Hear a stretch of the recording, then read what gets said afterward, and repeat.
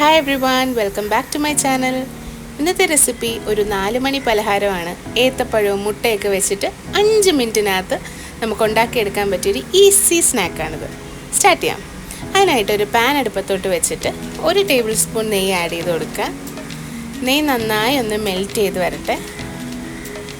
ആ സമയം കൊണ്ടൊരു 3 ഏലക്ക കട്ട് ചെയ്തൊന്ന് ആഡ് ചെയ്ത് കൊടുക്കണം. അതിനുശേഷം ഞാനിവിടെ ആഡ് ചെയ്യുന്നത് ഒരു 5-6 അണ്ടിപ്പരിപ്പാണ്. അണ്ടിപ്പരിപ്പും കൂടിയിട്ട് നല്ലതുപോലെ ഒന്ന് സോട്ട് ചെയ്തതിന് ശേഷം ഇതിലേക്ക് ഞാൻ ആഡ് ചെയ്യുന്നത് 2.5 ടേബിൾ സ്പൂൺ തേങ്ങയാണ്. തേങ്ങയും കൂടി വന്നിട്ട് നല്ലതുപോലെ ഒന്ന് മിക്സ് ചെയ്ത് അതിൻ്റെ ഒരു വെള്ളം പോലത്തെ ഒരു ഇതുണ്ടല്ലോ, അതൊന്ന് മാറി ഇച്ചിരി ഒന്ന് ഡ്രൈ ആയി വരണം. അതിനുശേഷം നമുക്കൊന്നിത് സൈഡിലോട്ടൊന്ന് മാറ്റി വയ്ക്കാം. ഇനി ഇതിലേക്ക് ഞാൻ ഒരു മുട്ടയാണ് ചേർക്കുന്നത്. ഒരു 2 ഏത്തപ്പഴത്തിന് ഒരു മുട്ട മതിയാവും. എന്നിട്ട് ഇതൊന്ന് സ്ക്രാമ്പിൾ ചെയ്ത് എടുക്കുക. ജസ്റ്റ് ഒന്ന് ഈ നനവ് പോലെയുള്ള ഇതൊക്കെ ഒന്ന് മാറി വരുമ്പോഴത്തേക്ക് നമുക്ക് തേങ്ങയായിട്ട് മിക്സ് ചെയ്യാവുന്നതാണ്.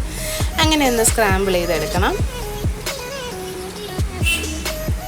ഇനി നമുക്ക് തേങ്ങയായിട്ട് നല്ലപോലെ ഒന്ന് മിക്സ് ചെയ്ത് ഈ മുട്ടയൊക്കെ ഒന്ന് അടച്ചെടുക്കാം.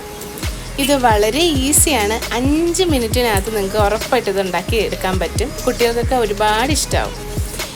ഒരു 4 ടീസ്പൂൺ പഞ്ചസാരയും കൂടി ആഡ് ചെയ്ത് കൊടുക്കാം. മധുരം നിങ്ങൾക്ക് കൂട്ടുകയും കുറയ്ക്കുകയൊക്കെ ചെയ്യാം. 4 ടീസ്പൂൺ ആകുമ്പോൾ ഇതൊരു കറക്റ്റ് പാകത്തിനുള്ള മധുരമാണ്. ചിലർക്ക് മധുരം കൂടുതൽ വേണമല്ലോ.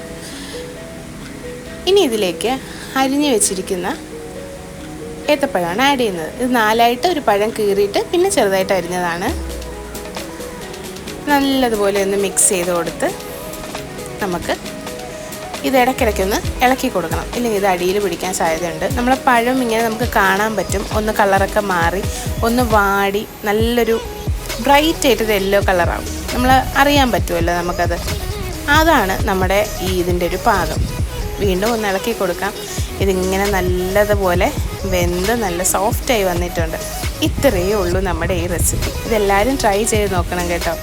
ഈ റെസിപ്പി നിങ്ങൾക്ക് ഇഷ്ടപ്പെട്ടെങ്കിൽ ലൈക്ക് ചെയ്യുക, ഷെയർ ചെയ്യുക, സബ്സ്ക്രൈബ് ചെയ്യുക. Thank you.